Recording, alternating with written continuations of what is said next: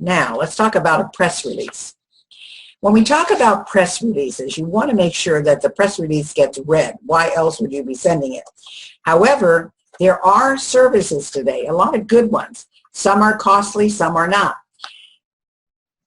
There are services that will send your press releases out if you don't want to do it yourself. But you just got to make sure that whatever you're sending is a good idea, that it's up to date, that it's not trended already.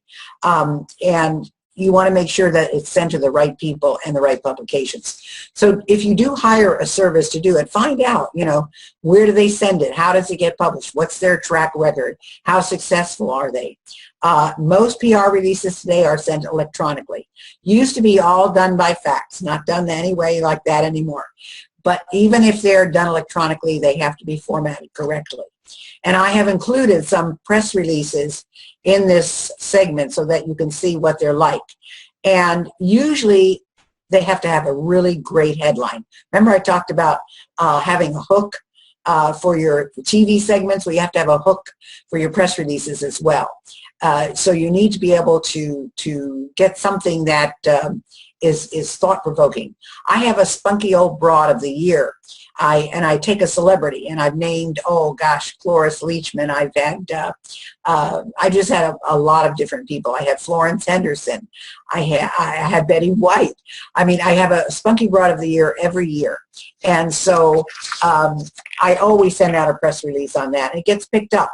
I also do a breast cancer release, but through the SOB, but I do a breast cancer release because I'm a 3-time breast cancer survivor. So I always do a breast cancer release, and that's, of course, during the month of October. So you whatever it is, make sure it's timely, make sure that you use the press release properly, and make sure you've got a great headline. And I was doing a press release for one of the organizations I belong to, and our chair was a former Navy pilot. So I did something about Navy spy pilot is now head of consultants or something like that. Something that would get picked up. And we had another chair who was an engineer, and she was a redhead, and I did something about redheaded engineers and so forth. So do something that gets attention, and that's got a hook in the headline. And I know you're not going to want to hear this, but people are not interested when you get a promotion.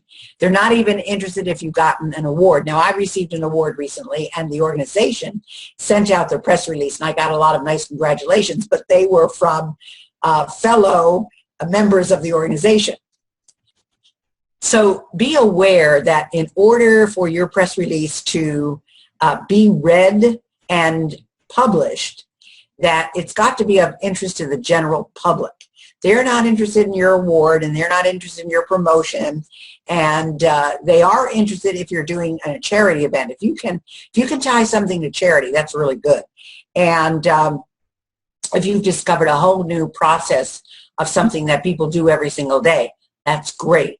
So, or if you've discovered, the antidote to whatever is on everybody's mind at this particular point, that's good. Or, for example, if just anything that's of general interest to the public. And people will then place it sometimes on blogs, sometimes in online journals, online publications. Sometimes they'll use it in the newspaper. Sometimes they'll use it in trade show journals and places like that. So but you have to have something that is thought-provoking. So you need to identify the 5 why, 5 W's: who, what, why, when, and who, what, when, where, why, and then add the how. So you got who, what, when, where, why, and how. Who, what, when, where, why, and how. Okay, so those are the 5 W's and the H. And make sure they're covered. And also, you need to have your USP, your unique selling proposition, in there. What is there that's unique about this that happened to you? Or what is unique about the event that you're preparing for? Or what is unique so that people want to read this thing and pay attention to it? So you should also probably have a quote from you in the release. For example, I use, according to Dr. Gail Carson, blah, blah, blah, blah, blah. And I say, or sometimes it says, according to Dr. Carson, I believe that and then I go into, or it is important to, whatever. You can use a quote from somebody else, but you better have a quote of your own in there. Because again, if you're writing the release about something of you, then you need to have your own quote in there. Now, if you're writing a press release for somebody else, then you're going to have a quote of them in there. But since we're talking about writing a press release for you, you should have a quote of your own. You probably want to do some keyword research so that you get keywords in there. Don't put the keywords in so they don't make sense, or go looking for them just to make sure it's picked up. But do have some keywords in there and look at the research, see what people say in your arena that you're writing about and how you can use the keywords. Also, usually they're double spaced. They should be no more than 500 words, although I belong to one service that I go to, and everything is in single space, and that's what they want. So you have to find out what the particular service wants. But normally they're double spaced, no more than 500 words. You should have your phone number, you should have your email address, you should have your phone, and it should say contact. So for example, if I'm sending out my own press release, it would say contact : Dr. Gail Carson, with the phone number and my email address. And if I want it sent out right away, then it should say for immediate release. However, if you want to send something out and it's not to be released for 2 weeks because the event isn't going to happen for a month, so you want to send out 2 weeks ahead, or whatever you're doing is not going to be ready till then, you can say for release on and give a date, whatever date you want, 2 weeks away, whatever. I would not send a press release out more than 2 weeks ahead of time, because, I mean, if it's like 30 days, they're going to lose it. And so I would not do that. But anywhere from for immediate release to 2 weeks, the important thing. And then, of course, explain the benefits of what you're talking about. Make sure that if there's any action to be taken, you tell the reader what to do. For example, for tickets, call, or for RSVP, contact. Make sure that all that information is in there. You would be amazed how many press releases are sent out with inaccurate information or without any information. Be sure to come to this event. When is it? Where is it? How do I get tickets for it? Amazing. You would think people would know that, but they don't. So just be aware, whenever you do a press release, that's something that has to be there as well. And you can put in a website. It's perfectly fine to have a website, and any way you want to be contacted. And if it's okay with the people involved, I mean, if it's you, it's okay with you. You can also put your company name in. You can put a logo in there. You can put a trademark in there. But again, if you're writing the press release for someone else, that's a no-no. So write your headline like it's a news headline, not like it's an ad. Even go to your supermarket and look at the headlines on these, trash publications. They know how to get you. They know exactly how to get you in. And some of the, not even the gossip ones, but the ones that are trendy, like People or Us, or, anyone's like that, you'd be surprised. They still use those headlines to get your attention, so you'll pick up the magazine. So write it like a news headline or not like an ad. And if you want to know whether it runs and if you can find it anywhere, you can always engage a clipping service. But if it's online, you can set up a Google alert, and you'll know whether they've, I have a Google alert on Spunky Old Broad, and I have a Google alert on Gail Carson.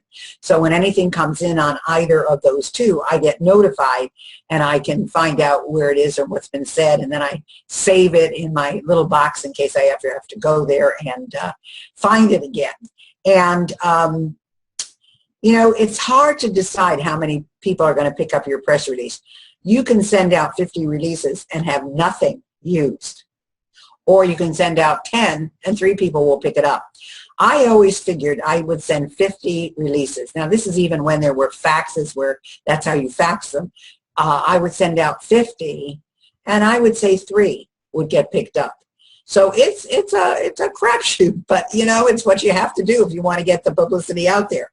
But another good thing to include in any press release are maybe tips or trends, the 7 trends to more effective time management. Or Gail Carson has just released a book on the 3 best ways to lose weight. And one of those tips is, and then you can give a quote, you know, about what that tip is and so forth.